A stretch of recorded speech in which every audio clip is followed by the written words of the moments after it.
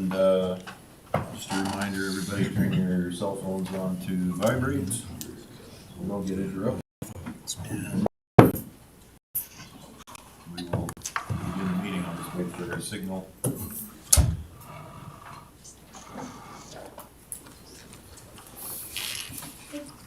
Okay, good morning, everybody. Regular council Wednesday, October the and we'll call the meeting to order at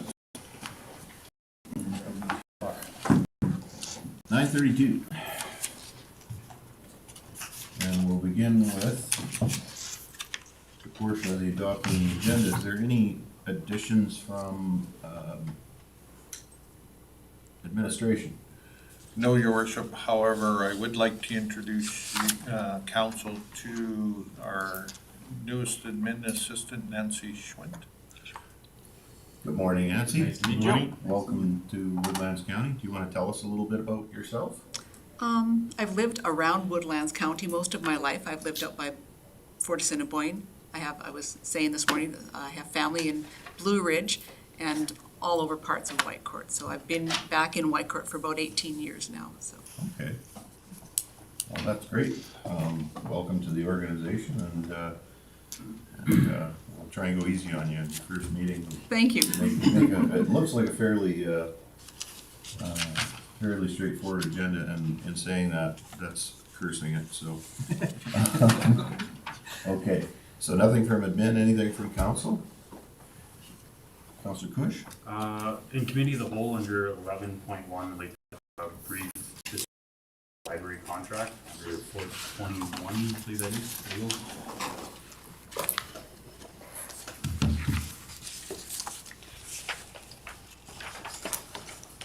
Is that correct, under the Fort legislation, 21 is legal?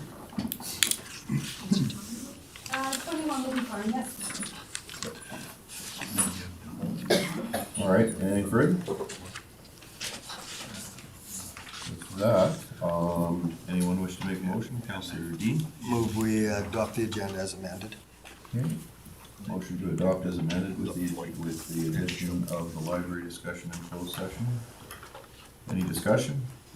All in favor? Any opposed? That's carried. We get down to item 3, which is the adoption of the minutes for the regular council meeting September 28th, 2022. And we did, in the preamble, find that one thing, but I don't know, that's not really big enough to... Yep, no, it is. Your Is Worship, it? we have to record, yeah. Okay, we have to record the absence, so, Councillor Culkin, you found it, why don't you speak to it? Yeah, just in the minutes, I noticed that at the beginning, it's all of the present members at that meeting were there, but the absent was blank. So just to make sure that we record that the individuals who weren't there, myself was one of them. Okay, excellent. Yep, good catch. And Councillor Williams, correct? Yeah, so Councillor Williams and Councillor Culkin have to be added to the absent. Heading? Any other errors or omissions? Okay, if there are none, I'll accept the motion to adopt as amended. Councillor Culkin? I make the motion to adopt the minutes as amended. Okay, thank you. Any discussion? All in favor? Any opposed? Carried. So,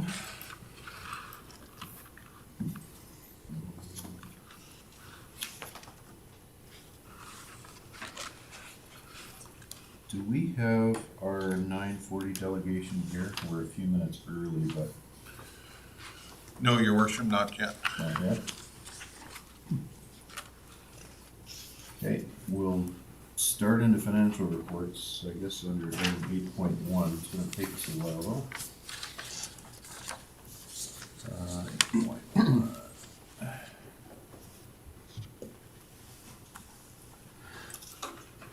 And that's gonna be Andrew. You're gonna run us through these? Yes, Your Worship, members of council, you have the a budget report as of September 30th. Similar format that we provided, I think, about a month and a half ago for you, but we added an additional column for forecast. That gives you a good idea of where we think we're headed by the end of the year and what the projected surplus currently is based on the forecast.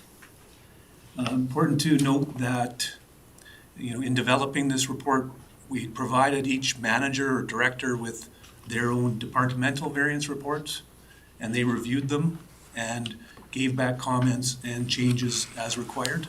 So this had full input from the entire team. Unless there's some questions, I'll be glad to answer any questions on any of the variances if you have any. Councilor Wilhelm? Can you just elaborate on the penalties, the 5-year average expenditure for 28 at risk of a write-off and what that means? Yes, through the chair to Councillor Wilhelm. So we have booked penalties against some ratepayers that are currently under agreement with us for taxes. And so they're in the revenue, but they will be reversed once they finish their payment plan. Anyone else on the admin? Or questions to admin, sorry? I just have one Go ahead. quick one, actually. The variance is always going to be the actual versus the budgeted value, right? Not the forecasted? The variance would be based on the forecast. Oh, based on the forecast, okay. I just see under revenue for our 2020 actual, you've got 30,731,000, et cetera, et cetera, et cetera. And the forecast is 32. Is that not, and the variance is showing 101.1%? Or should we not be below that in the variance instead of above? Because we didn't overshoot? Or is the forecast going against the budget? I'm just trying to understand the number there. The forecast should be going, through the chair to Councillor Wilhelm, the forecast should be working against the budget to get the variance. So, Okay. which line are you talking about? I was reading it. I was looking at actual versus the forecasted, so I thought the variance should be below 100%, but yeah, I was looking at the numbers. Which page and incorrect. which line again? Page 2, just the revenue, final revenue numbers. Okay. Just for my understanding of how we derive these numbers. Councilor Dean? Thank you, Mr. Chair. Andrew, can you just go back to the write-off? Are you saying that that amount is in two revenue sources, in tax revenue as well as penalty revenue? Through the chair to Councillor Dean, no, it would not be in two places. So what we have agreements with a couple large ratepayers in terms of paying 2020 taxes, and it was an agreement made. A portion would be paid and a portion would be forgiven as they took over certain properties. And those properties, those agreement plans are still pending. They're still making payments on them. And so we've continued to charge penalties. But those penalties, when we get to the end of the agreements and when they've actually paid and met their obligation, we'll be, maybe not, I won't call it writing it off, I guess, we'll be canceling those penalties because they should not have been charged. Okay. Thanks. So you're kind of boxed in by what the system is calculated. Well, Mr. your Frank. worship, members of council, to follow up that, the agreement also states that if they're in default, the penalties automatically get applied. So if they miss a payment, so we just simply track that from our perspective in the event that they do default. Right. So at the end of the agreement, was either honored or it wasn't. If it wasn't, here's your new bill. Yeah. If it was, here's the agreed amount, correct? Yeah, and we reverse the Okay. penalties. Yeah, that's understandable. Thanks for clearing that up. Any other questions on the? Okay.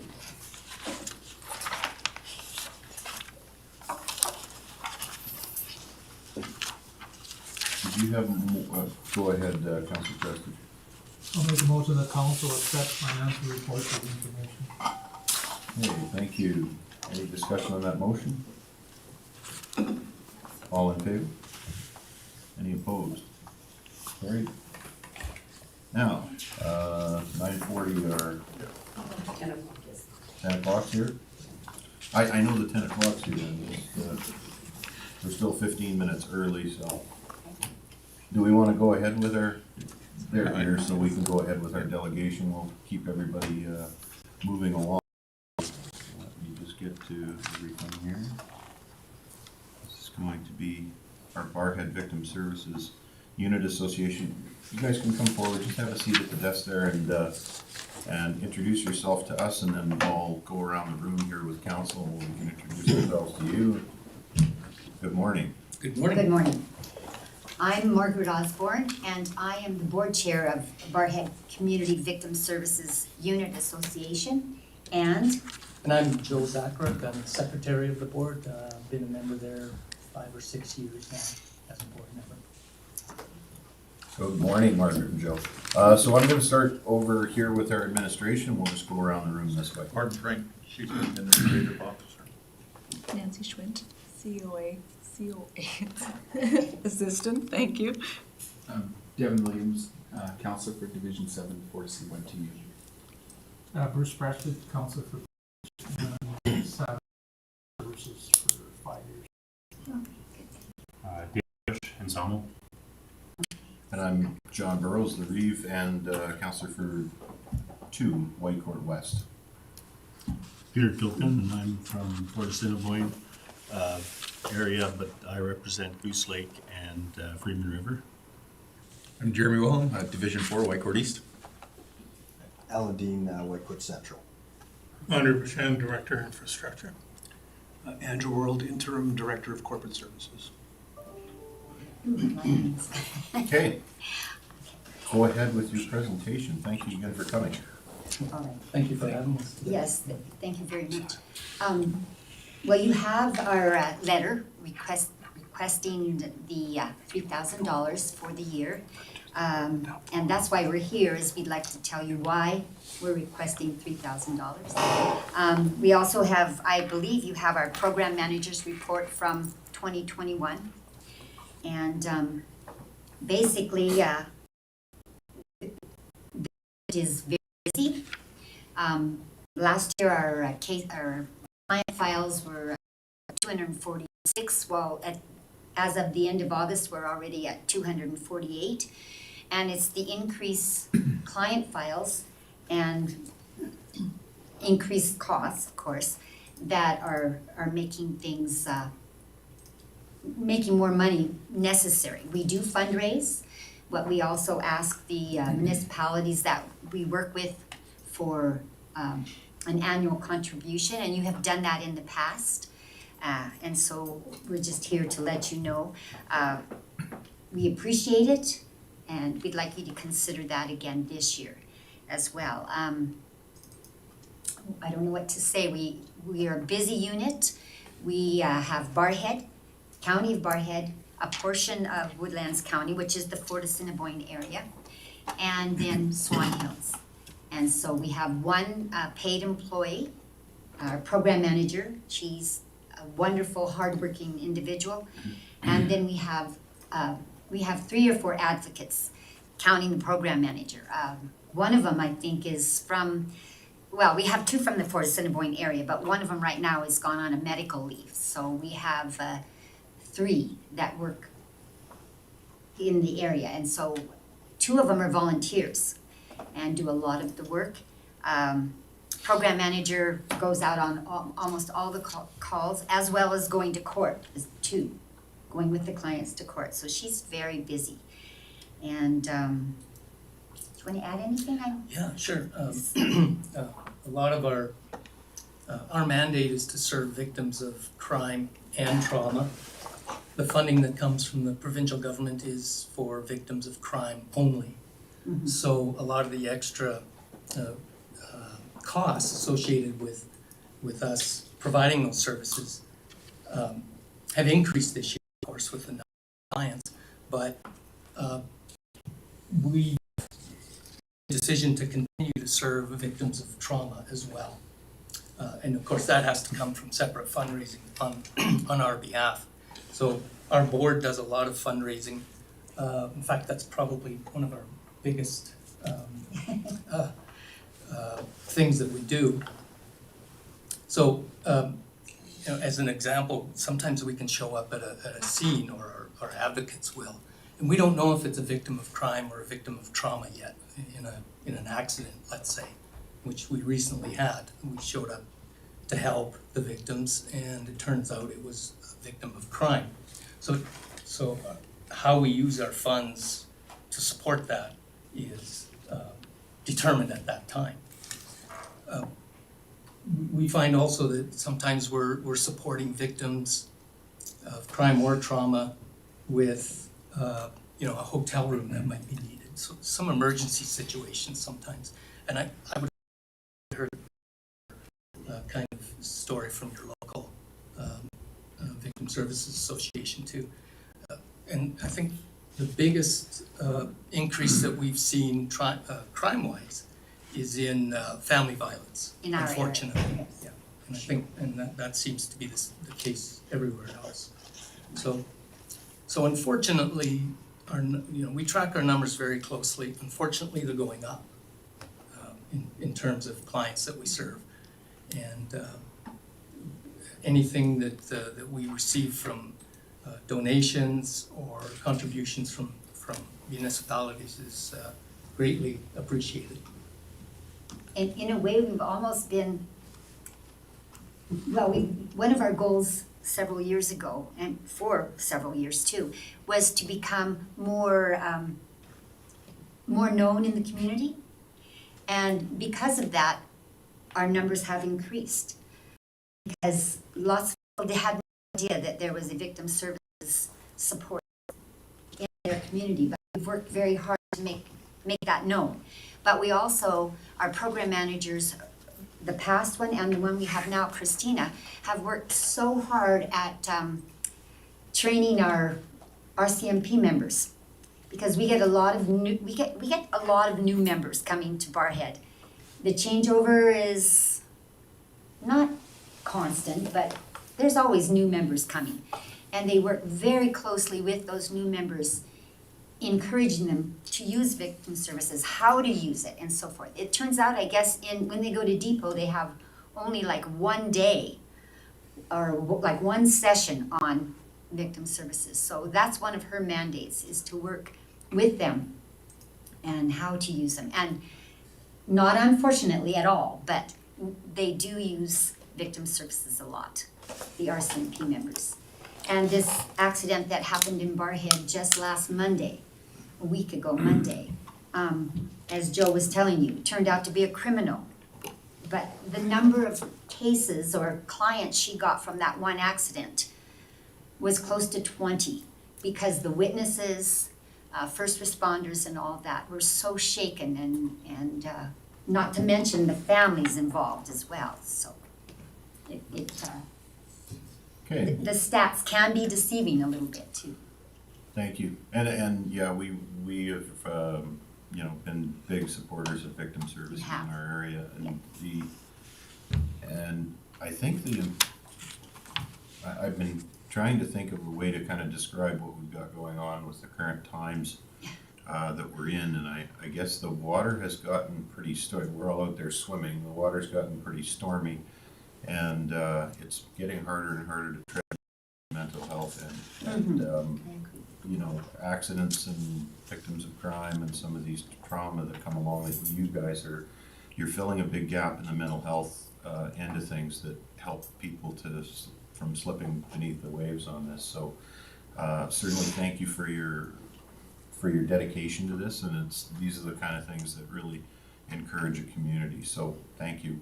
I'm going to open it up to our Questions? Sure. our council here for any questions. Does anyone have any? Councillor Cogan?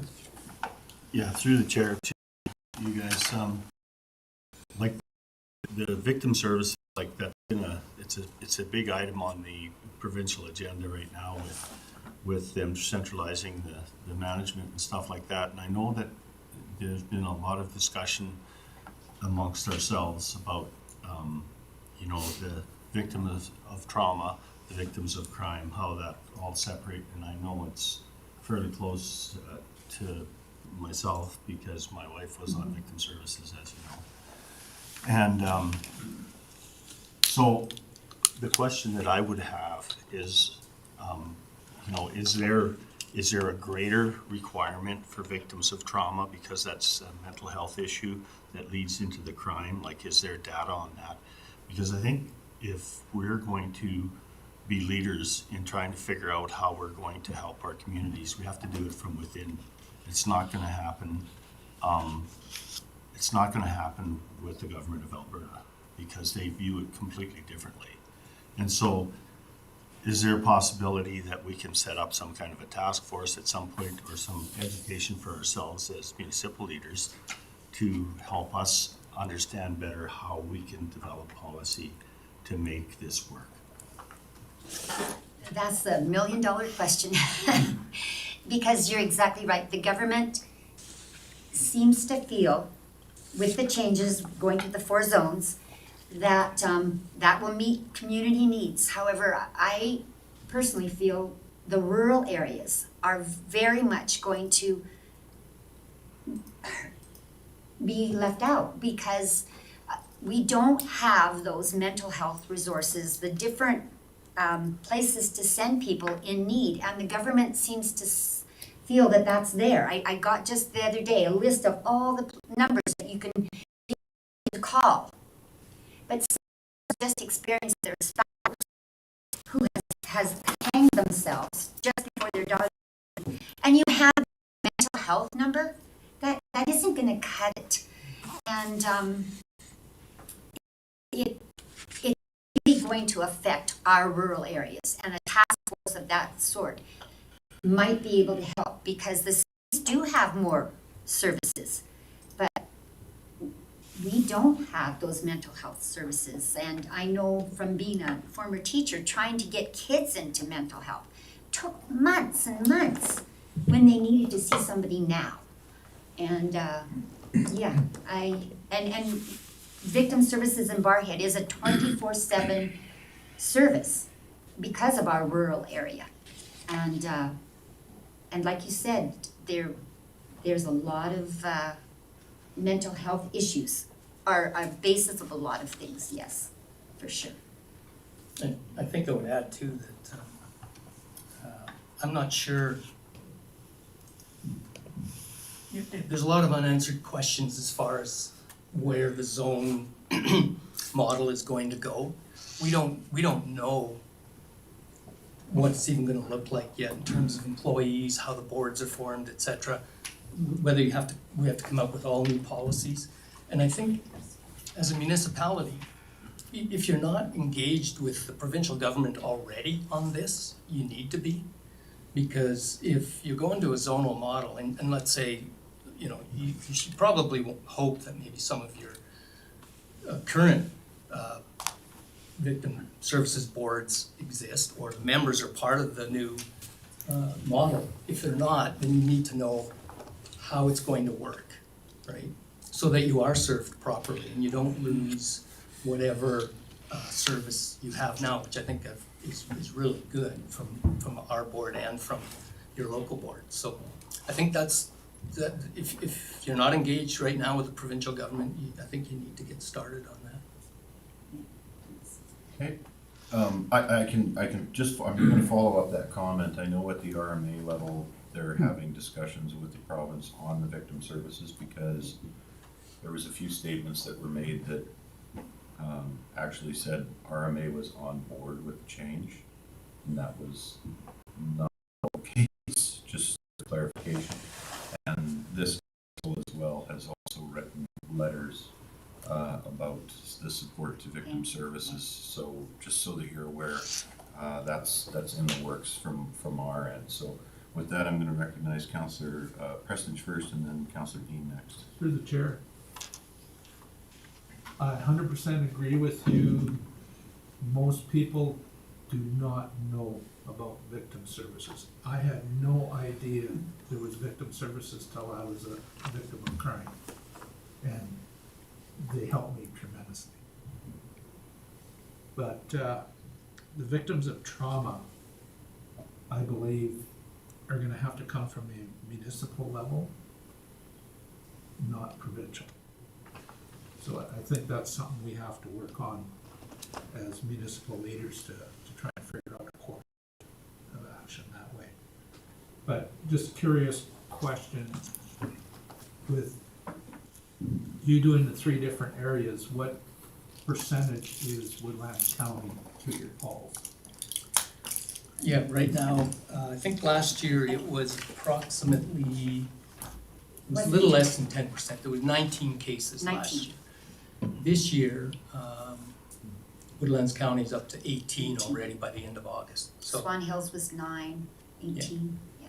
so it, And the need is growing everywhere. What percentage is that of your costs for Woodlands? You know, we don't track that, but I would expect that most of our travel expenses come dealing with, and the government does reimburse to, but it's capped. So we would disproportionately, maybe it's 15%, I would just talk off the top of my head. Yeah. The government capped our mileage at $1,000 a few years ago. And so that doesn't, when it's about $200 to go to Swan Hills and back, so, you know. Our mileage is always gone, and we end up using other areas for the mileage costs. It does vary year to year too, because if we have another Yeah. advocate, Yeah. then we have training expenses associated with that advocate. And so if we happen to get 1 or 2 from Fort Assiniboine, which We do have love, to, then those expenses would increase as well. And then the following year, if there's no training for them necessarily. And our 2 from Swan Hills have gone to, 2 from Fort Assiniboine do serve Swan Hills, which makes it more practical for us too. But the new zonal model does have our unit cut in half. So I think they're gonna have to look at that, because they have 1 in the west zone and 1 in the east. Swan Hills is in the east, I believe. Everybody else is we're in the east and one of them is in the west, Swan Hills maybe. So I don't think they understood the unit when they did the dividing. There's definitely a few operational details that seem to have eluded them on that model, yeah. So, I'm gonna recognize Councillor Dean. Thank you. I think the request of this council, I think the request is reasonable, and I think there's good support for it. My question is, do we want to make a decision to fund this right now, or do we want to put this into our budget deliberations? I'm good either way, but I just want to ask the question. Yeah, and I'm just looking at the source of budgeting here, and they actually have it for the 2022 budget, so I'd look to admin to explain that. We have this in the budget already for 2022? Your worship, and council, we have $1,000 allocated for that. Their request is for 3,000. Okay. Councillor Cush. Yes, my question, I understand, so the increase here, another $2,000. What about like 23, 24 going on, funding? Are we still, are we gonna be looking probably around that 3,000, just for a budgeting, so our standpoint, we can start looking at I would think so. We plan to carry on as a unit right to the end. We still don't know. The government thinks that the zonal model will begin April 1st, 2024. And we fully intend to carry on 31st as now. And we'll know, of course, much as time proceeds, we'll know better what things are going to look like. They were going to hire a consultant who was going to come up with a lot of these decisions. I'm sure the consultant has been hired, and those questions that we have will come from there. But I do agree, probably, yes, 3,000. Councillor Kofi. Well, and I think for my mind, what we're doing right now is we're discussing, we're going to be discussing 2 separate items, because the provincial government is going to be funding the victims of crime portion, So what's gonna happen from our standpoint is we're going to have to seriously have a look at the victims of trauma portion. Is that kind of what you perceive as well? Well, that's where we would be using it, Okay. for sure.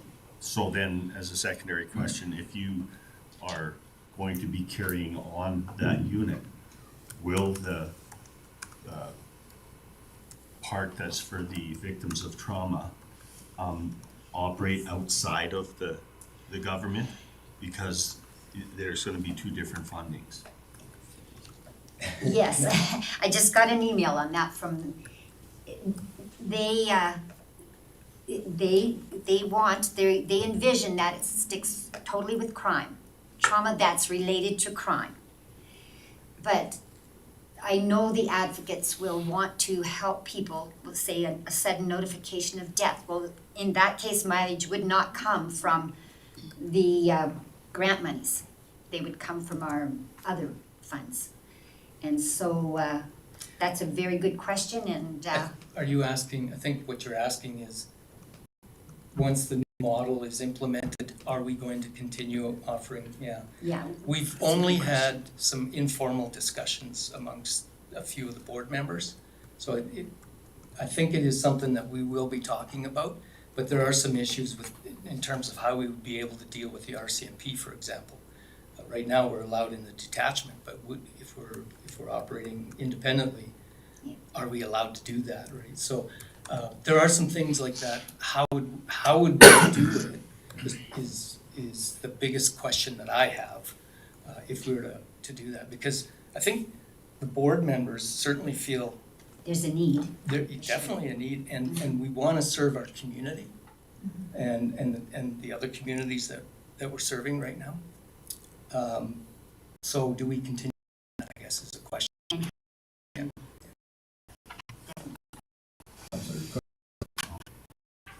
Prepared to make the motion. I just want to say that, this is an unbudgeted expenditure. I do understand that, but I also understand that a couple $1,000s in regards to the mental health and kind of wellness of the community is kind of a drop in the bucket in my mind.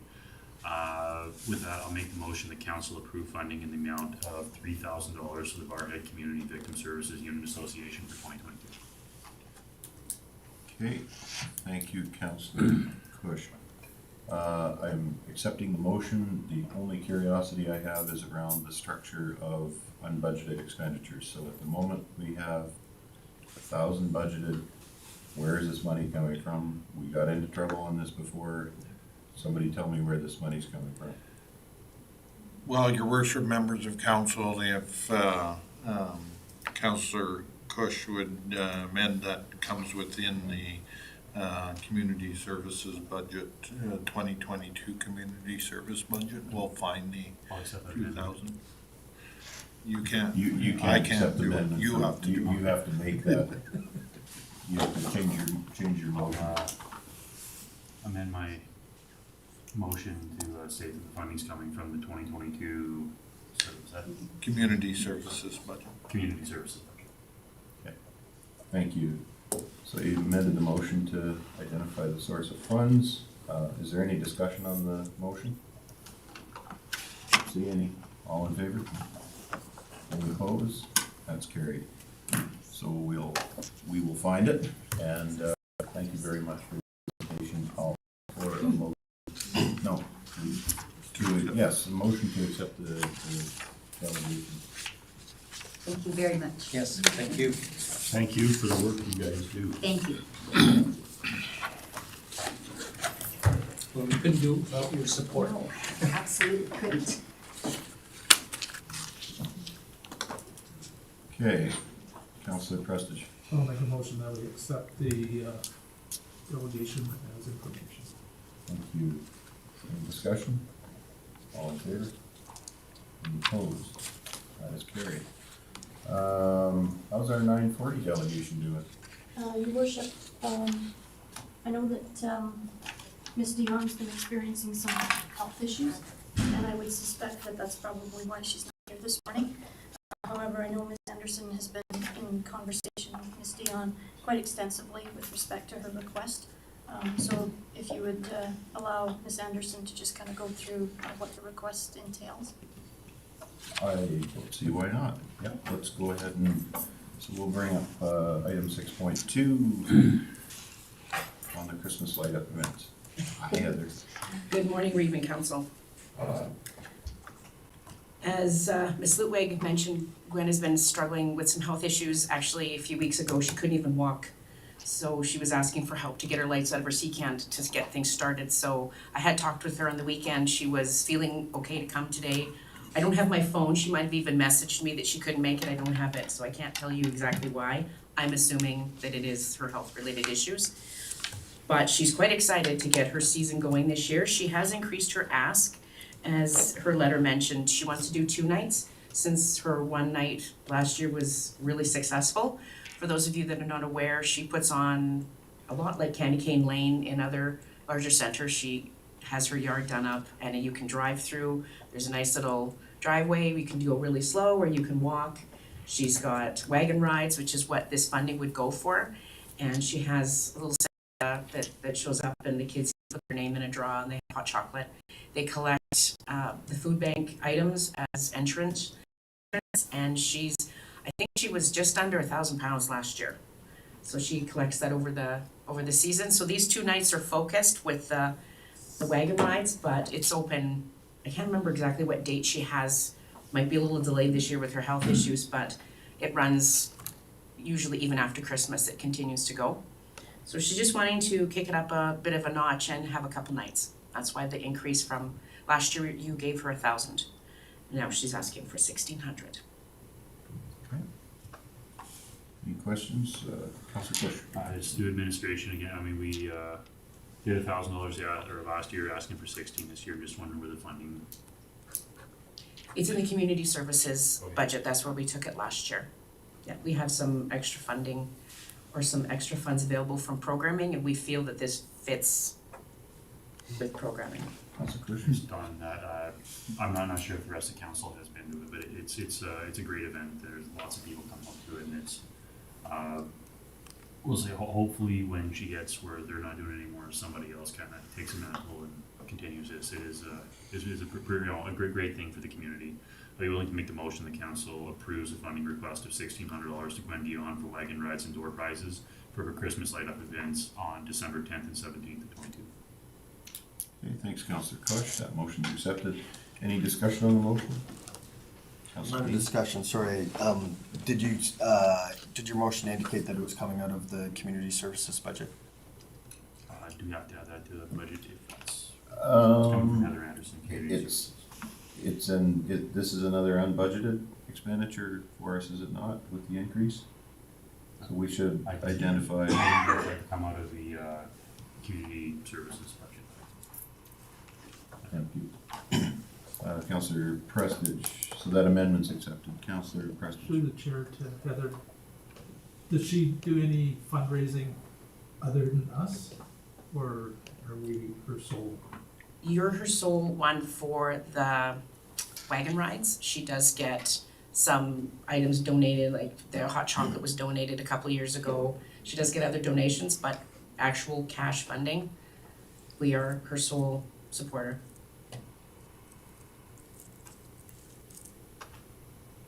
Well, I'm just looking here, last year it was 1,750 pounds of food gathered for the food bank, so if you go $1 a pound, that's pretty good value. Any other questions or speak to the motion? Okay, with that, I'll call it all in favor. Any opposed? That is carried. Are you okay to take a 10-minute break and we'll come back at 10:20? That's a 9-minute break. I'll just wait for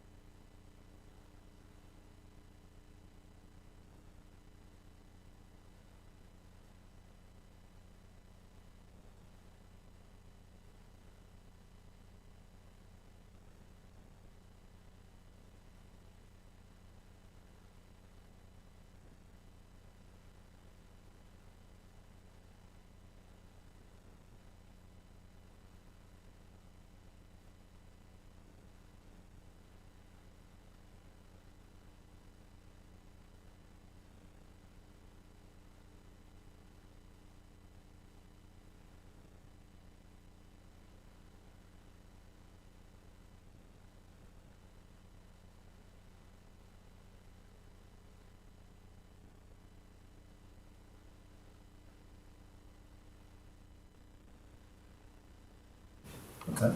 I was waiting to see, I figure out whether, what's his name? Yeah. Okay, we're back from our break here. And we have completed everything up to item 8.2, so that's preliminary budget discussions. And waiting for that to open on my, Mr. Frank. Your worship, members of council, just to talk a little bit about the recovery, tax recovery plan and the future, how our operations go for 2023 and anticipating 2024 and beyond. And senior management has had some discussions in regards to the tax recovery and some of the challenges that we're having in regards to meeting the obligations of service level and some of the expectations that are coming through general day-to-day operations. And I would like to have an open discussion with council about maybe contemplating extending your financial recovery plan from 5 years to 7 years and reallocating the $3 million in uncollectible allowance and putting 2 million of that out of the 3 million back into the operations, into resources and part of the capital. So again, just strictly open for discussions.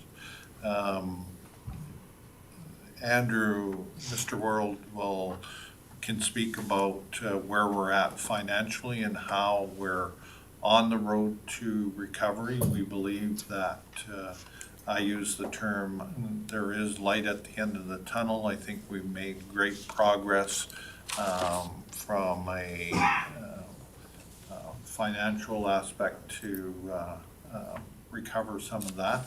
And if oil and gas prices stay steady, our oil and gas accounts seem to be very viable and continue to pay their fair share. And we think that there's an opportunity to look at reallocating those funds. Okay, thank you, Mr. Frank. I know when we came up with this plan back in 19 it was, when we started into this, right? And then the plan was first implemented in the 2020 budget year. Yeah. Okay. 19 year. We didn't foresee some of the financial challenges that are coming in front of us, like the almost 8% inflation and COVID and some of these other things. So I'm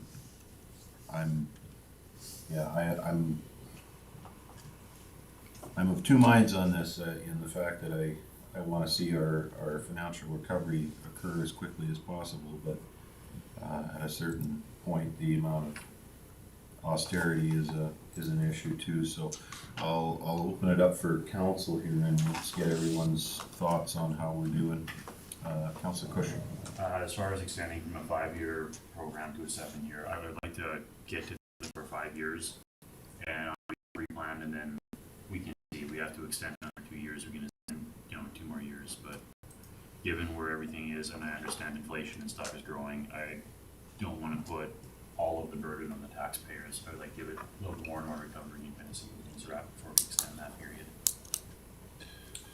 Well, and I think if I can speak to what Mr. Frank is talking about, is that if we stay on the current trajectory in the 5-year plan, it's a pretty aggressive reallocation of funds, and it's leaving them with very little room for operating in the current climate that we're at. I mean, fuel is, when we drew this plan up, what was fuel at?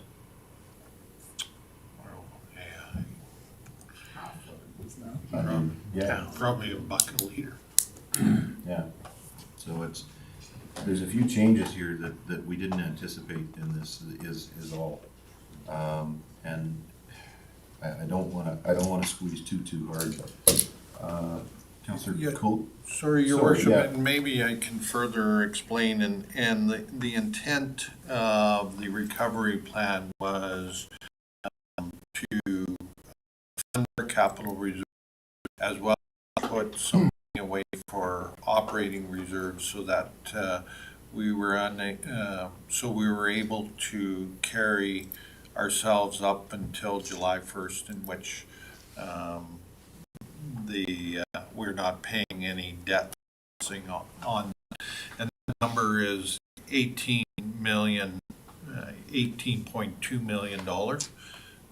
We believe if we continue on the projection, we'll meet that by the end of 2023, if not the first part of 2024.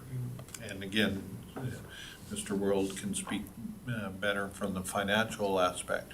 We're just simply saying that the plan would continue and reaching your target of 18.2 by the end of 2027.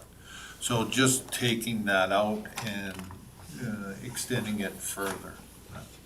Yeah, and reevaluating at the time of in 2025 to need where we would look. And I'm just gonna clarify one thing, our 18.2 million, so that's the far right-hand side of the page there, all by itself. Does that include, that's total reserves, so that's our 10 million operating that we were talking about, plus an allocation of 8 million to restricted, or is that 18 to restricted and there's a 10 million operating that's not accounted for in this? So, Your Worship, so the current reserves that we are holding at the county are roughly $14 million. So we actually have reserves on our financial statements of $14 million. And the plan is to fund those reserves over time so that we've fully funded the reserves, and the remainder of that 18 million would then be used for operations. It says reserves, but it's really a combination of the two. So we do have in our financial statements approximately 14 million in reserves today. It's going to take time to have enough funds. And the way the former director wanted to do it was she wanted to have those funds designated in the bank for those reserves. And so the plan is, as we get there, by the end of this year, she wanted to have approximately $9 million of those reserve amounts funded. And then next year we'd get up to 13 million. And then in 25, we'd be at 18 million. And if we didn't put any additional funds in reserves, we would have additional $4 million for operations. Okay. Councilor Wilhelm. Through the chair to Mr. Frank. So your mindset then would be to, as opposed to taking our recovery plan and increasing it to 2027 and 2027 or 2026? Anyways. 2026. Would you still be looking at doing the tax rate increases of 3% or just extending the amount of time it would take to get to the set contribution we want, so that you could then utilize that shortened or that lengthened time frame to increase the funding to capital and operating? Is that kind of what your mindset was by extending another 2 years? Yeah, so, and again, is it possible to bring that up on the screen? I want to, if I can provide counsel with that, our financial recovery plan. So right now you have a capital allocation of, I'm just looking at capital allocation of $3 million, which is being allocated a combination of through every budget, operations budget, as well as through the uncollectible allowance. We anticipate by the end of the year, our uncollectible allowance will be approximately at 98%, because right now we're at 96%, but because of the monthly payments, it keeps being collected monthly, and then by the end of the year, we should be at the 98%. So that 3 million in uncollectible allowance is also being allocated to, in the event that those individuals don't pay their taxes. We're actually allocating in our budget for that uncollectible. So if in the event that something occurs, right, the company or the individuals go bankrupt, we've already pre-written that off and do that. If we collect it, then it then goes as part of the surplus.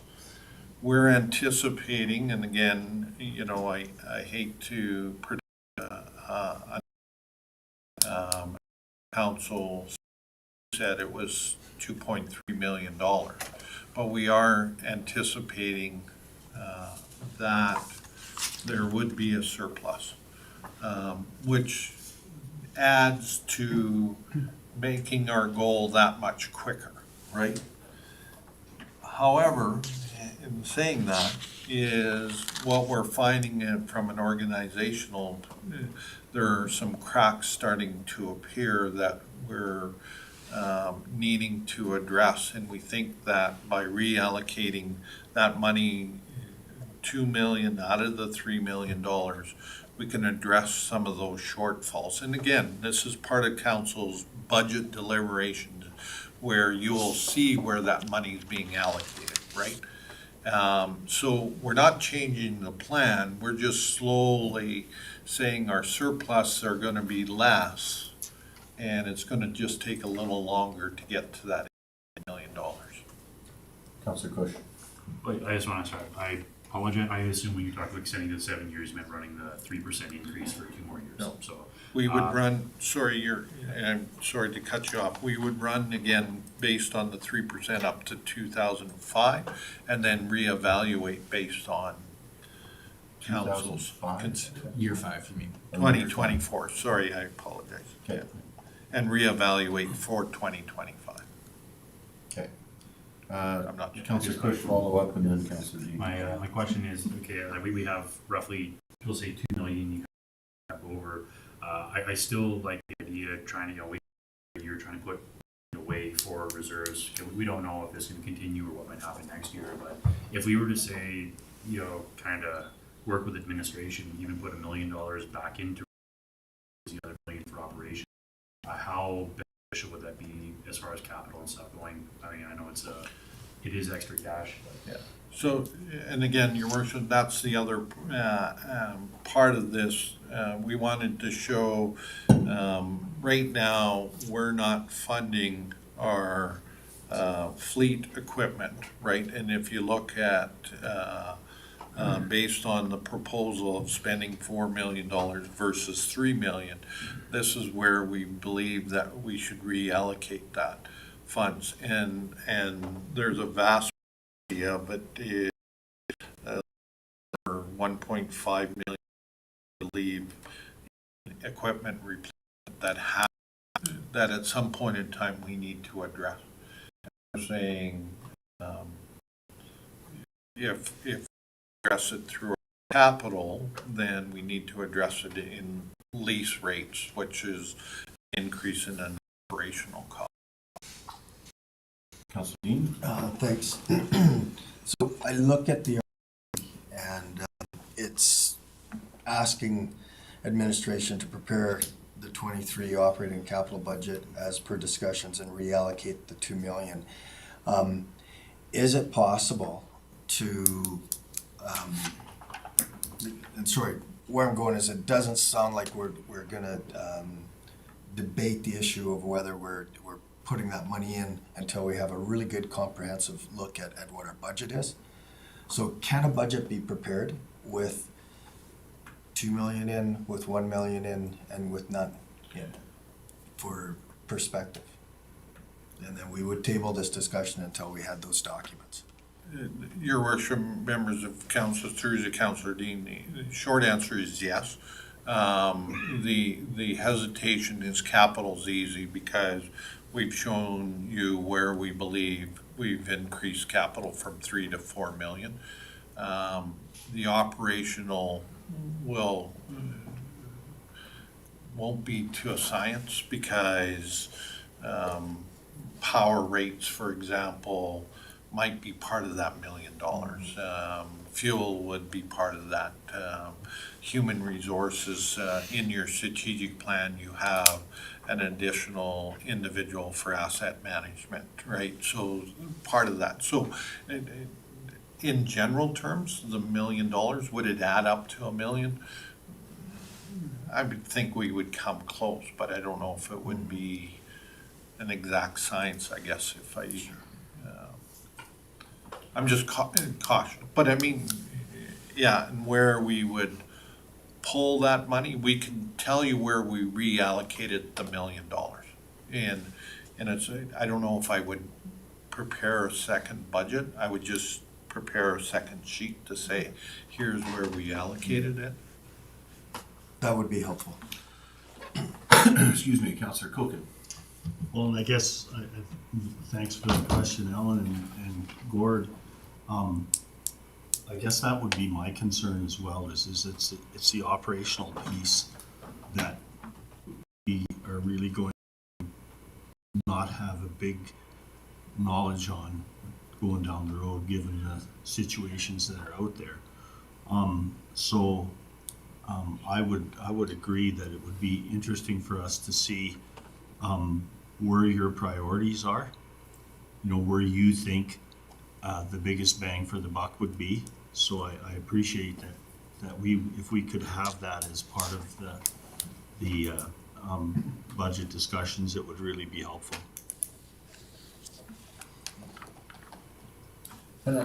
Councillor Preston. Through the chair.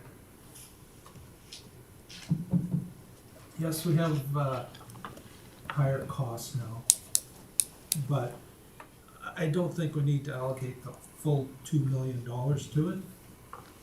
If we have higher costs, we figure out what the costs are and see where it works out to.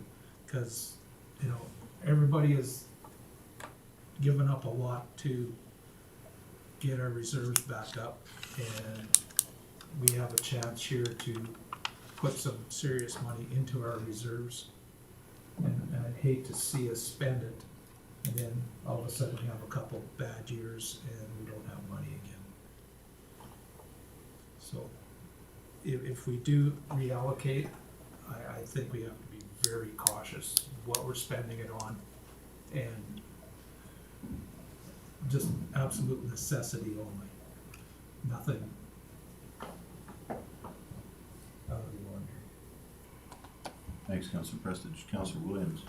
Yeah, I was just gonna kind of echo what you said. The preferred way is to put the money away, save it. If we need it for something, it's there. But there's a flip side to, we have to reinvest some back into the county as well, because if we don't put enough money back, those cracks get bigger, and then those costs get quite a lot bigger as well to get back from that. So it's a snowball effect. If you don't repair your car, pretty soon you gotta buy a new car. So I'd like to see where that money would go, because I'm definitely not opposed to it, but if it seems like we're not getting enough value out of that, then I'd like to see it go to the reserves. Councillor Dean. Thanks, Mr. Chair. So, just to speak to what everybody's saying is,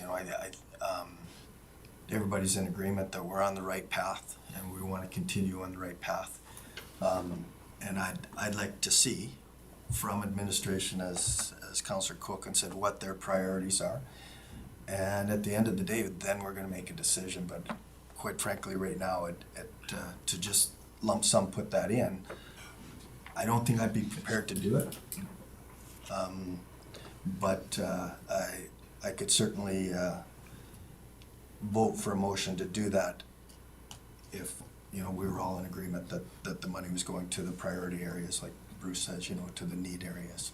So in saying that, I'd be prepared to move that council directs admin to prepare a 2023 operating capital budgets as per discussion and show how reallocation of $1 to $2 million from uncollectible allowance account would impact the budget. If that makes sense. I'm just looking at Nancy to see if she got that motion. I'm getting there. It's a little heavy.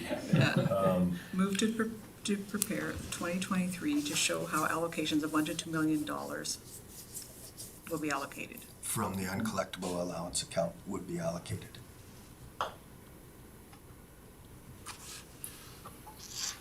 Okay, so we have a motion on the floor, so speaking to the motion. I guess it's more of a comment, more so than a question. You guys had to make a really hard decision on to do this recovery plan, and administration and operations had to take a pretty hefty haircut to make it happen. And I do understand the trepidation of just taking a windfall and tossing it back into the budget. But that being said, you have a plan to reach a set amount of reserves that you want. You've got an amount of time to do it. When you do have that surplus, we need to remember that we've been squeezing administration for several years now, and we want our administration to be we want them to achieve the best that they can. And if we when they're asking for more money when there is a windfall, I think we need to look at doing that just to make sure that they're going. If our administration is struggling, everything else is going to struggle to follow that. And same thing with capital with regards to our residents. We've been asking for more money year over year and cutting services to them year over year. And if we can find a way, when we do have a windfall, to not just squirrel that money away and to utilize it to get some goodwill back and show the residents that we can use any excess money that we have while still trying to get to our end goal to make their lives better and make it make sense for what our plan wants to do. I think we need to do that. So, I mean, again, we'll see that when how you guys want to allocate that money wants to come and if it makes sense, but I think we can do both. We can walk that fine line of providing more money to operations and capital while still maintaining our plan to try to get to this set of reserves. Hopefully.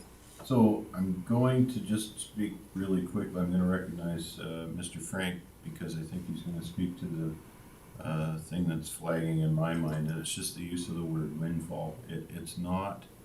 This is not a windfall. Just so that council understands. We were seeing, and I'll go ahead and lay the blame on the provincial government. We were unable to collect through any mechanism taxes from oil and gas. There were legal cases in Virginia Hills. There was where municipalities came in as unsecured creditors. RMA has been all over the GOA on this issue and the AER, the Alberta Energy Regulator, to try and get some kind of mechanism to collect taxes. And it's interesting because Lori Pusher at the AER keeps continuing to say that, no, it's not in our purview, and they're not even acting like a responsible regulator. And the worst part is that the AER's behavior right now is exactly what gives oil and gas a bad name worldwide, and it gives Alberta oil and gas a bad name. The majority, the 98% of oil and gas operators are good, responsible operators, and they're not happy with this other 2% that's bad actors either. And the AER really needs to step up to the plate and do its job and start regulating. That's where this whole thing came from. And we were out about 13 million over a period of 3 years. So that we ended up with that 3 million in uncollected taxes. So could we be in this situation again if oil and gas tanks or something happens funny? Yeah, we could, because the AER continues to not do its job. So that's why this 3 million was put in the first place, and I hope I'm not speaking too aggressively to it, but I mean, we've been working on trying to get mechanisms to get this revenue collected for a long time. And I know residents are frustrated. So I just wanted to make sure that people understand that's where that's coming from. Now we're at a point where oil and gas companies are a little more flush with cash. They're seeing record profits in a lot of cases. Again, the large majority of the oil and gas operators are paying their taxes. There are a few bad operators, and they are throughout the entire province in some cases. And we all know who they are. So with that, I'm gonna just recognize Mr. Frank to just speak to that windfall idea, so. I would, your worship and members of council, and I want to make it clear, there is no windfall. The money that your financial recovery plan that has been endorsed has taken into consideration the uncollectible allowances from the oil and gas company, and we've made sure that by the end of the year, when that uncollectible is on the books as not being collected, we've made the allowances to write them off. And if they do come through the other way, they're part of, eventually collected, then they become as part of the surplus. And you'll see some of that. So again, we think that the $3 million that we've done for uncollectible allowance isn't required. And that's where we're saying that we can now start to look at reinvesting into the operations and your assets, right? You're not out of the woods, because if you look at from a depreciation perspective, your assets are depreciation by approximately $8 million. You're only reinvesting approximately $3 million. So you still got a ways to go in that way. But however, from a financial perspective, we have the cash flow and the reserves funded to be able to,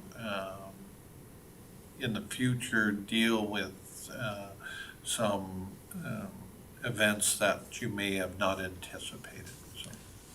Okay. Kind of lost track with where we are, but I'm going to recognize Councillor Prestage first, and then Councillor Wilhelm. Through the chair, back when this happened, it was kind of twofold. Oil companies didn't pay their taxes, and all the reserves were spent. So we had no reserves to cover the loss in taxes. And that's what I'm concerned about, is this could happen again. There's who knows what the economy is gonna be. We're supposed to be going into a recession, all this other stuff. So if we start spending our reserves again, and this happens, we'll be right back in the same spot we were before.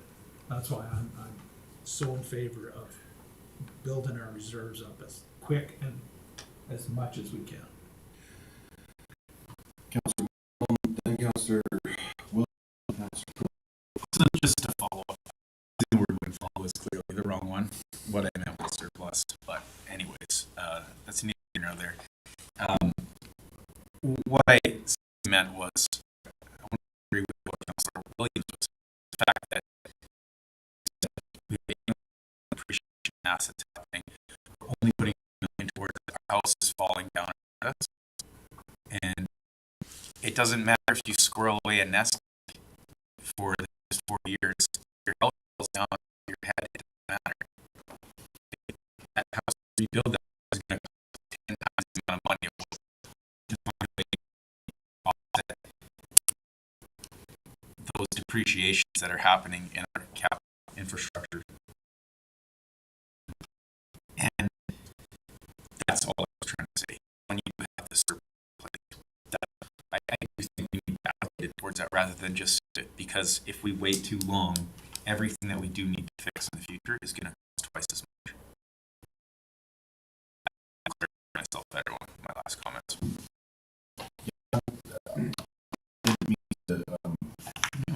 I said use the word. I'm glad you clarified. No, again, it wasn't a design your comment. So there is still a motion on the floor, and you speak to the motion that's on the list, Councillor Williams.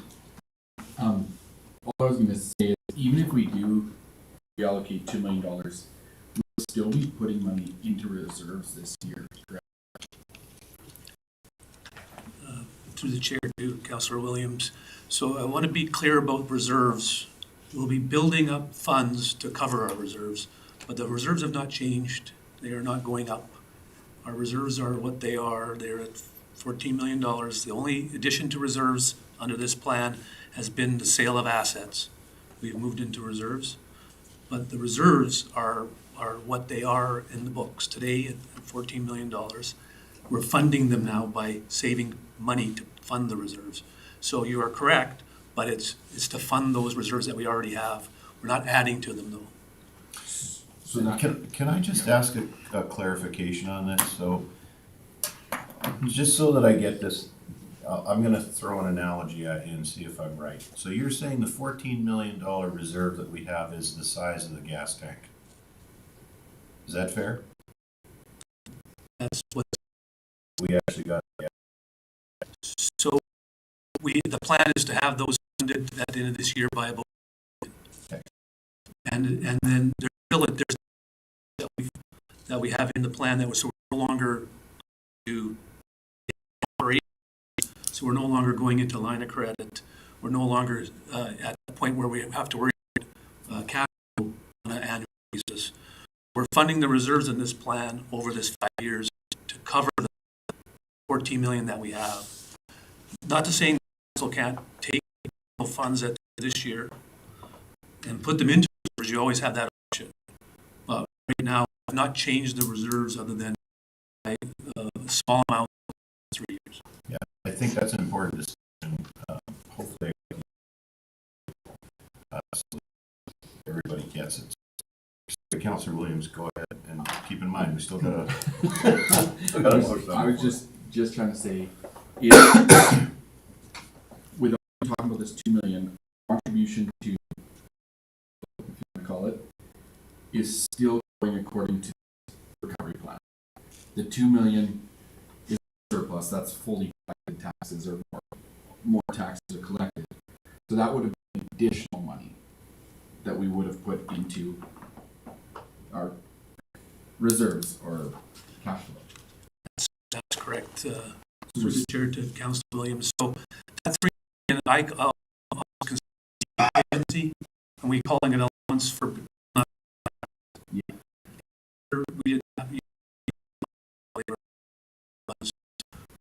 We currently have an allowance in our of about 2.2 million set up. Subledger 4, and we have for 2022 that we're projecting to cover the rest. So we have a whole tax roll at the end of 2022. If everybody didn't pay to write off everything. If I can one more time, I understand this. I understand. Just if we're not spending any of our reserves, that isn't what we're even talking about right now. We're still putting a contribution in according to this plan. We're talking about an additional amount of money that we weren't expecting. That's the money we're dealing with. We're not talking about, we're not going to put any reserves this year and we're going to spend it on capital. We're still following this plan. It's just up to do with that collective amount of money. That's what we're talking about. So I just want, if anyone's watching this, to know that we're not just spending reserves that we've been working on savings. Okay, Councillor Culkin. I think, from a big picture perspective, I think we're operating a bit of a void right now because we really don't know what total depreciation is because we don't have management strategy working on right now is a very costly thing, and we could the house is falling down around us because we're actually handle on some of the things be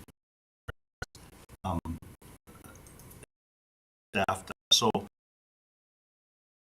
the dollars that are being spent here, we understand that we're working within the knowledge framework that we have right now, which is increasing every time that we get more information into this asset management plan.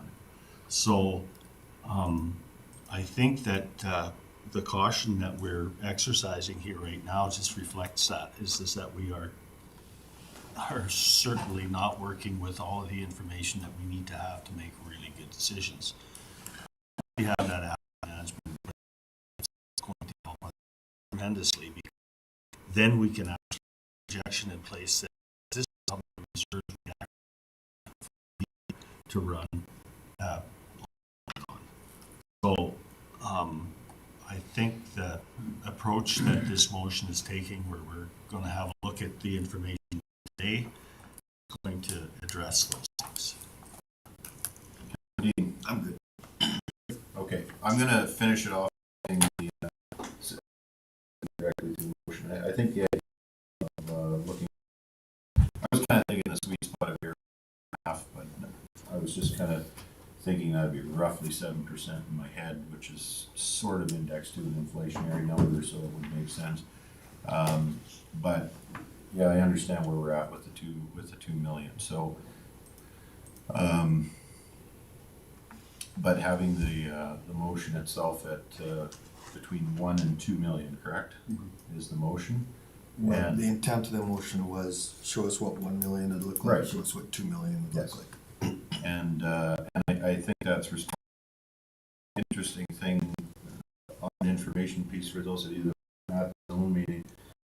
We had a presentation by Edmonton Global and also by CIBC. CIBC, yes. And it was interesting. Are we in a recession? Technically, no, but 2 quarters of zero growth. What is 0.001? The next quarter was 0, so it's not technically a recession, but you know, it's awfully, it's very, very close. And these are very smart money market people, and they're actually throwing their hands up in the air and saying we have no idea what the future holds. So the future's looking good. We've done some very good work here. Admin's done some really good work, and credit to them. But again, some of the unforeseen is going with this gate, and they're predict. So at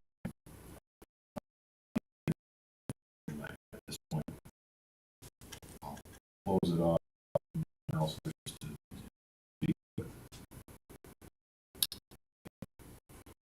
all opposed.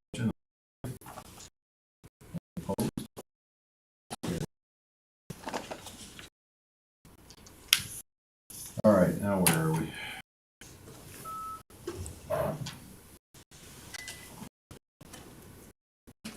Council reports and questions.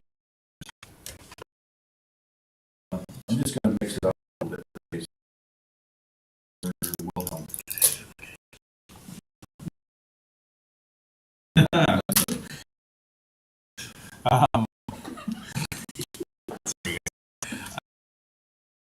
a whole lot's happening.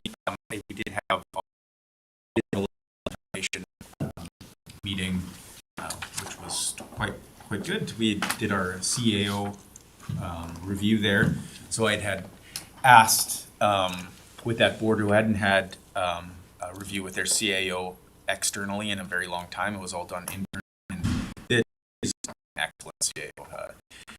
Hard with her in the short time that I've worked with her. Just I like after seeing 5 or 6 years of review happening between her and her, and the amount of money that we get her, and I want to see an external review done, and it came back just as I did incredibly well. She's very thoughtful with the board and so positive, went really well there, and happened for me. I'm gonna go to public forum tonight, and attending the Waco Fire Department this. And with that happening last end, something that had come up on our agenda in June was discussion. CAO review. Have we moved forward with that at all? Is there any discussion about that? I'll have something coming here shortly. Other than that, 2 weeks for me. Any questions? I gotta keep a list here now that I'm messing with my system. Councillor Williams. He was really quite out of service for the time that we've been off. This last week as well. So I'm just trying to get caught up on everything that you get behind on without cell service. So, Okay. Any questions, Councillor? All right, Councillor. A couple things. Missed the zone meetings, YRL trustee meeting that they do. There was just kind of budgets and discussions, and they're going to allocate all the money next year. Big change in their push the electronics and kind of that more information end of things. Everything's right now. We had the public consult last week in Blue Ridge. In some who's like there making area. A few people showed up. A few good questions from some of the residents there. So it was nice to see some people, shake some hands, and we had a Whitecourt Library Board meeting again, going over budgets. They're looking at some places where they can make some cuts, make a little bit of saves on their end, and a couple other pieces of that will discuss on the committee poll. Questions, Mr. Cush? Cush? Thank you. I was not able to last meeting. I was busy, so I didn't make it. I missed the zone meeting. I texted John. Bush pilots don't like to fly. So I was make it back for that meeting, but I did attend the community meeting on food, which was really interesting. There was about 20 people that were on that Zoom meeting. Really interesting minds. I found out that there's work that we need to do to start to address some things that are in agriculture there. Unfortunately, Mr. Rose had a meeting later, but strategic doing, which is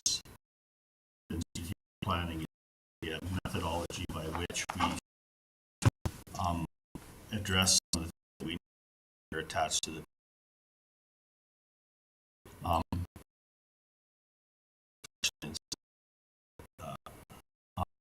about that. Then I attended an economic development client meeting. The Reed-Burroughs, Mr. Roach, and the client, which was super interesting. Not a lot I can say about that at this point in time. And then last night went to the consultation in Blue Ridge, which was got people I haven't seen for a while, and some legitimate things that need to be addressed. But very, in my view, was very positive. It's not a negative thing. So I'm going to attend the one tonight as well. Meet some of the folks over there. Those folks show up. That's all I have to offer today.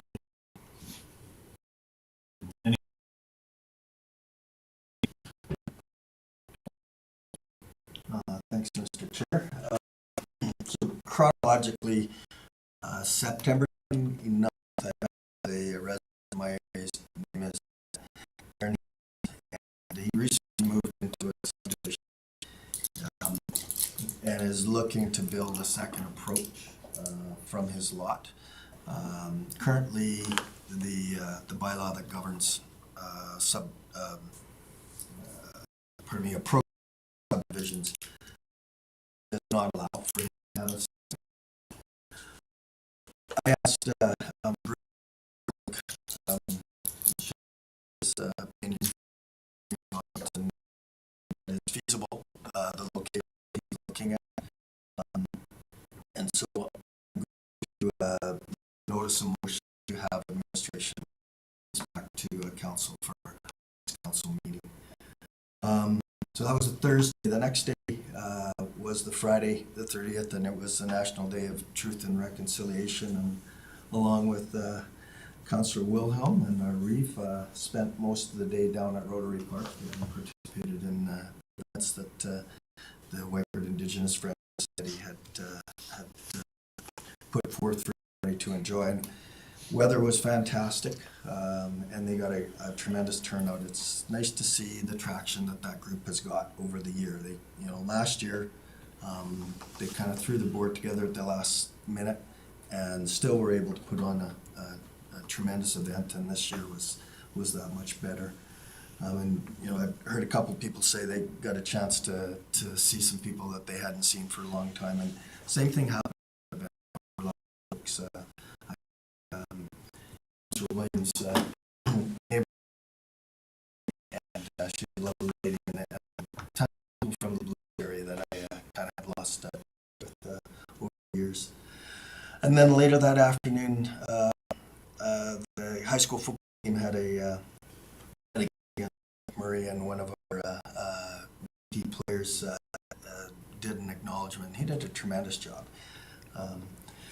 Then on Monday the 3rd, I attended the zone meeting along with Bruce and John, and it's always good information that comes out of that. And then just yesterday, I was invited by a teacher at Bruce Baxter to speak at her class. So that was a grade 8 class, and she messaged me about it. I was pretty interested. I've never heard of that before.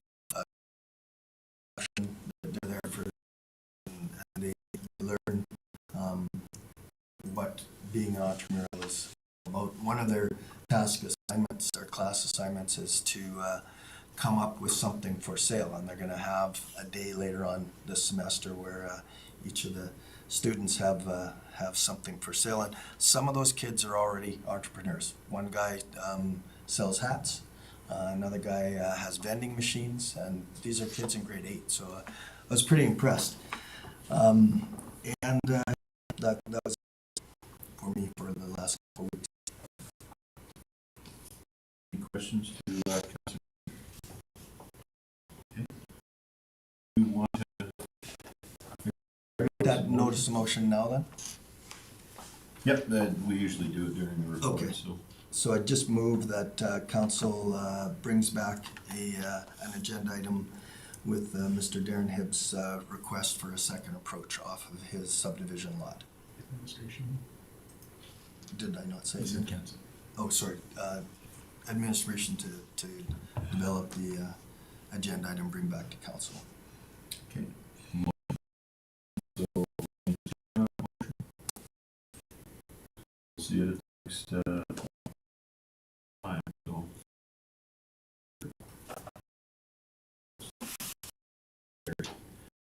If I could speak, you brought up, this gentleman would like to do construction within his property this construction season. So I was really hoping that council would have had an opportunity to look at that agenda item today, but Mr. Frank asked me to do notice of motion and that it would come back at the next meeting. okay. Yeah, your worship, members of council, and again, ideally, the more advance notice, the more time we have to work on it and get. We are working on it in this council meeting. The other thing, finding with we're continuously and town again as an we go through this routine of a council meeting start. Following week, we're preparing for the council meeting already. So it and we, for Dean letting us know, and then that after we, so we're working on the RFP already for it, so. Thanks. So it'll be at the next council. Perfect, thanks very much. Did I get it? No. I went to the Zone 3 report that we got from CIBC, really interesting. These are economists. The consensus was they have no idea how uncertain times are.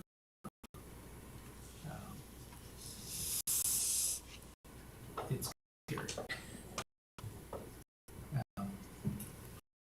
I talked to Paul Malott, our RMA president, about victim services. He's had some closed door meetings with Minister Shandro, and he said it's not looking good, but there's a slight chance we can make some changes. So hopefully things work out.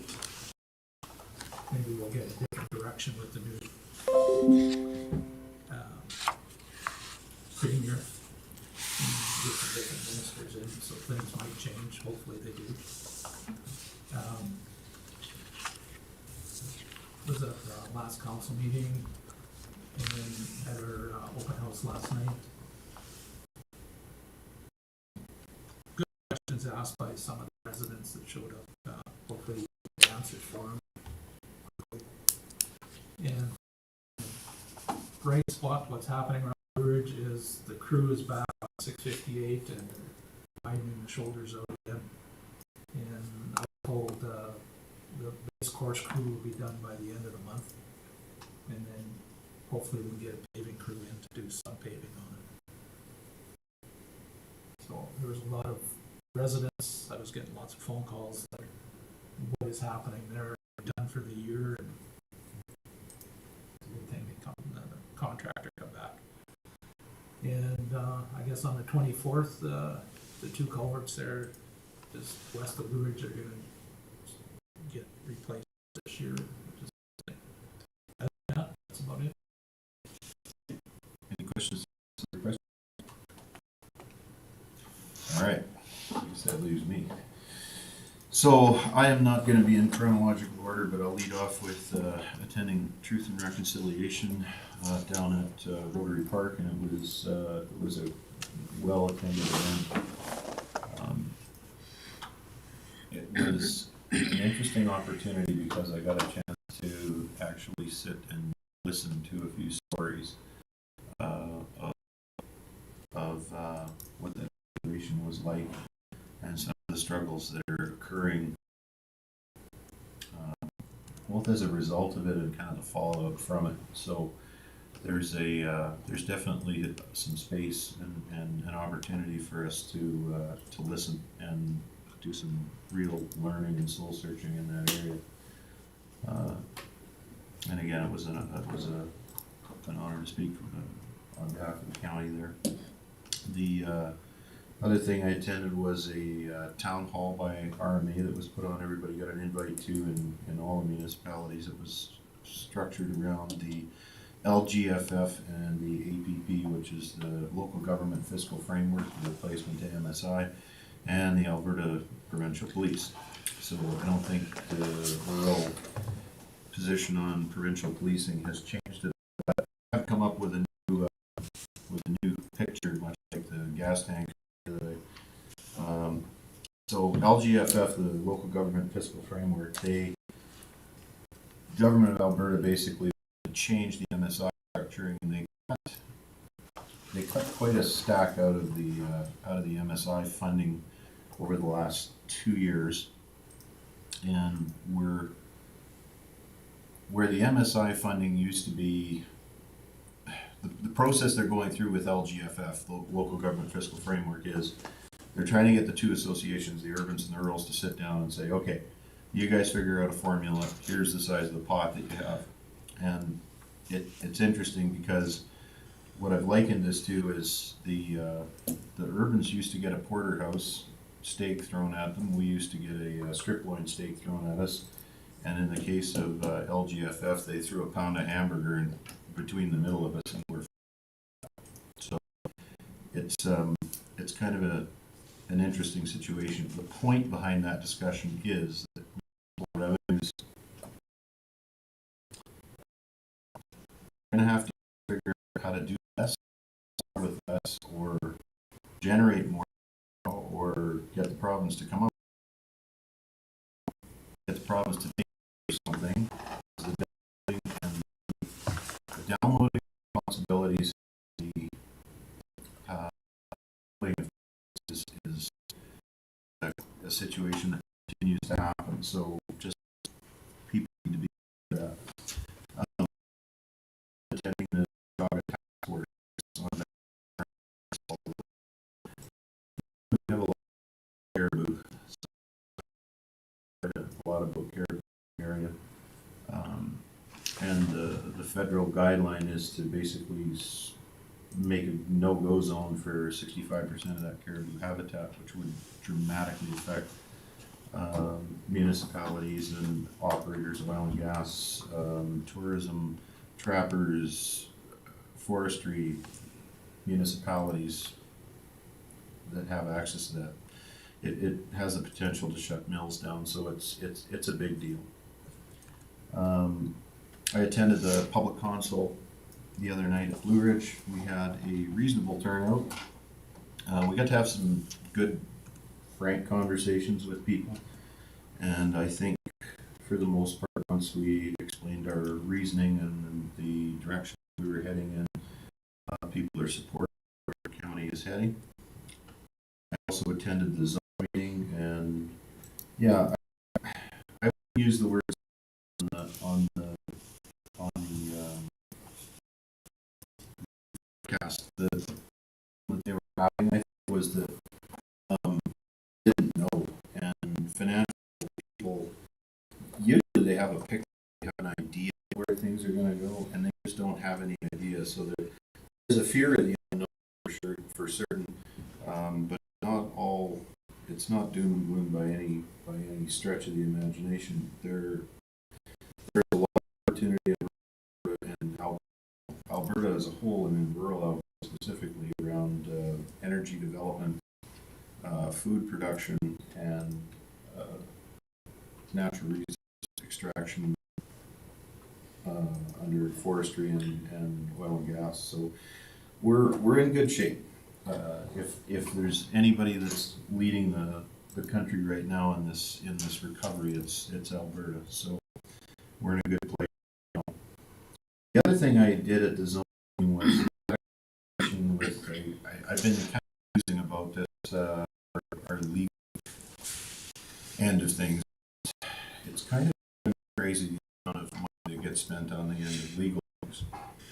So I'm gonna do something around with you a little bit, and then make a notice of motion, and council will support it.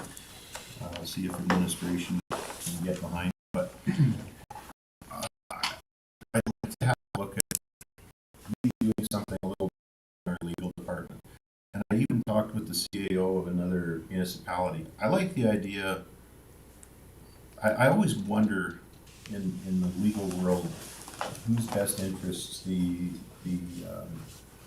legal people have in mind if they're working for a third party. You know, is it their company, or is it their client, or is there a bit of a balance there?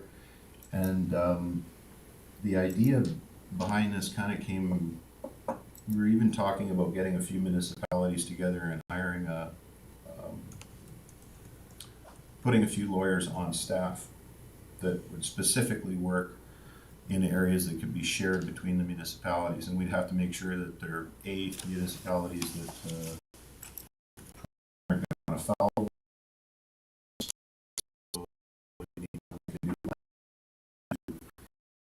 law and this kind of thing. The other stuff, the things could be fine. Then you've got somebody that's there that you right now is costing us $10,000. You call a lawyer for a legal opinion, it's $5,000 to $10,000. It's ridiculous. It's ridiculous. there is a due care that we have to exercise as a municipality to make sure that we don't put the municipality at risk on the legal end.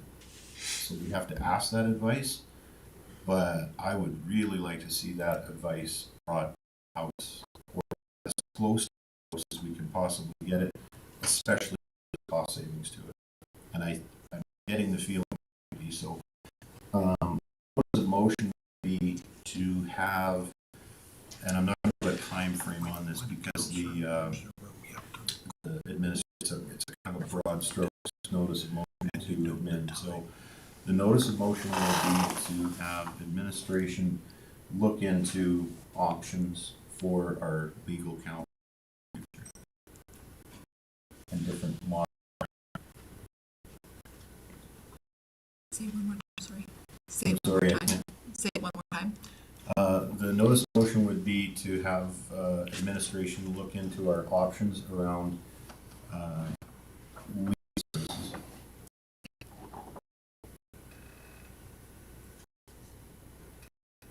I want to make sure that it's broad enough so you can kind of explore the issue. So at this point, I'll put that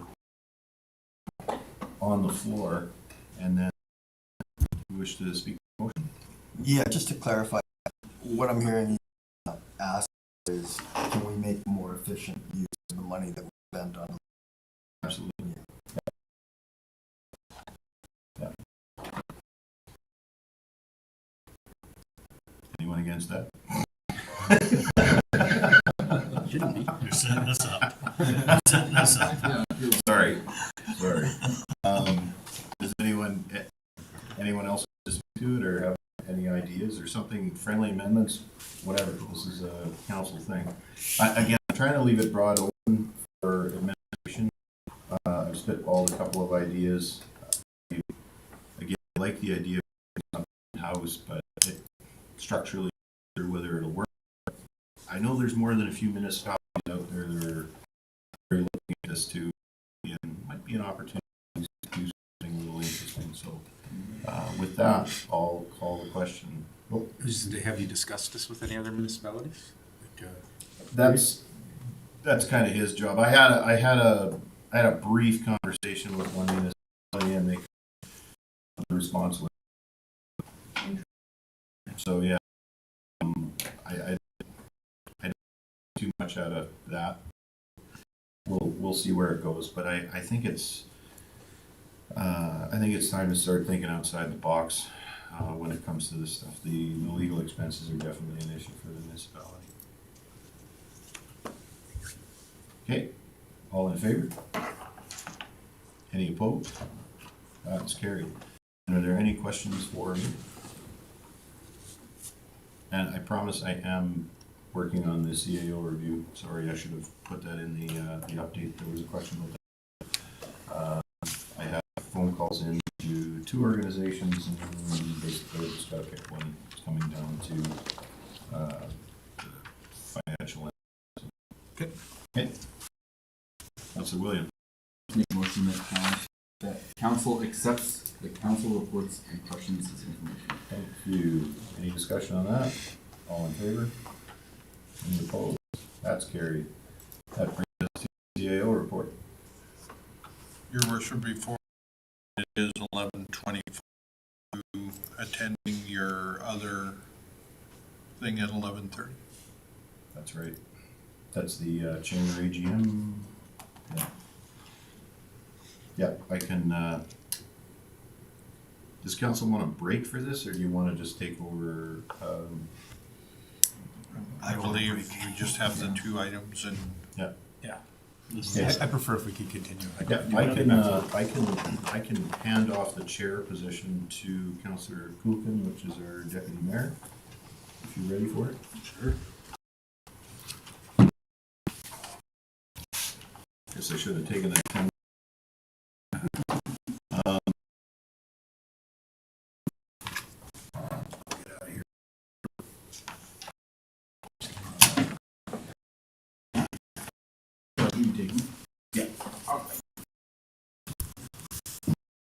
stealthier than that. At Garfield.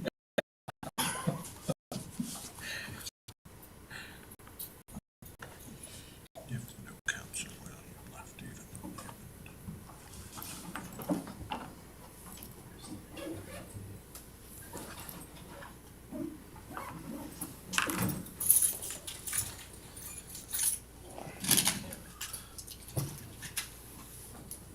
Where is the chamber meeting? I gotta look at my calendar. It's close. Where is the meeting today? Curling Club, That's it. I knew it was close.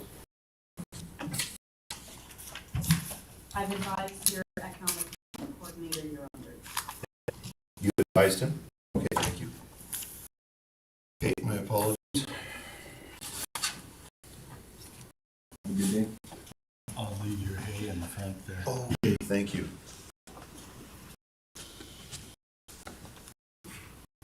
All right, I guess we can assume our meeting with Mr. Frank's CAO report. Mr. Deputy Mayor and Council, Deputy Reeve and Council, the planning team is continuing to try to recruit to a director of corporate services, and I can provide a little more detail in regards to what's happening in regards to that. However, we're trying to set up meetings for this Friday as well as October 2020, depending on availability. We're also trying to make arrangements to the town of Whitecourt Municipal Affairs with the IDF agreement. I'm meeting with our lawyer tomorrow to go over the fine details of the actual agreement, and hopefully we'll have something by the middle of November for consideration. Last week I attended 2 sessions of service. All staff, we split the staff into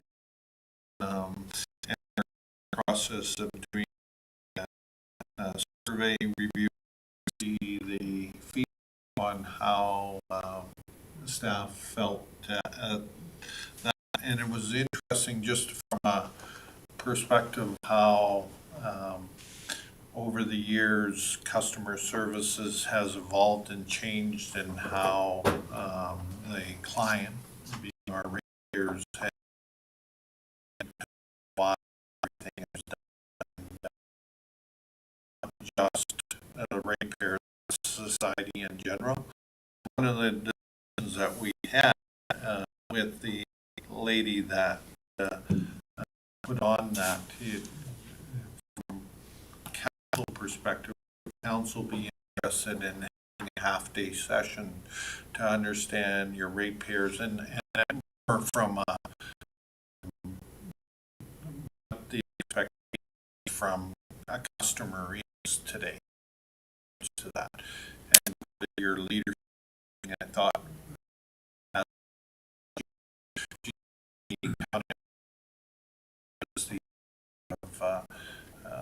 I want to say luck, but that's not correct. There's another one up in this area that she's done, and I thought it might have some merit. So would council be interested in something like that? We'll try to schedule and check the calendar on the normal Monday. Training as well, and attended the zone meeting, and that's it. Are there questions for Frank? Councillor Dean? Sorry, no questions, just prepared to make a motion to accept the CAO report as Is there any discussion on that motion? If not, question, all in favor? Okay, my one, which is the library, library contract, which will be an in-committee motion into closed session. Motion to go discuss library contract. Of course, makes 31 to go to conclusion. In favor? It's carried.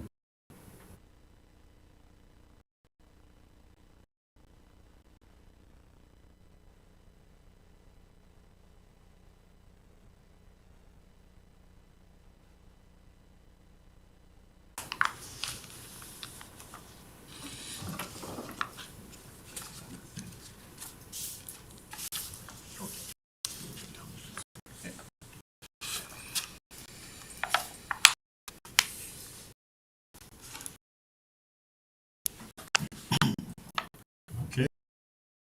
We've just come out of committee as a whole, so Dave, you have a motion. I'd like to make a motion to have administration draft an amended contract for the Lakewood Library. Council meeting for consideration. Any discussion on that motion? All in favor? It's carried. So then we, item number 12. I'll make that motion to adjourn. No discussion, so all in favor? We adjourn at 11:41.